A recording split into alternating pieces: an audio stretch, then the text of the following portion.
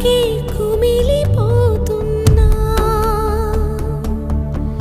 నేను చేసిన తప్పు చెరిగిపోయేనా? జరిగిన కథ విని ఈ కడలి నవ్వింది. మమతకే తగనని తొలిసారి తెలిసింది. నల్లనివన్నీ నీళ్ళని, తెల్లనివన్నీ పాలని అనుకున్నా గనుకే కుమిలిపోతున్నా. నేను చేసిన తప్పు చెరిగిపోయి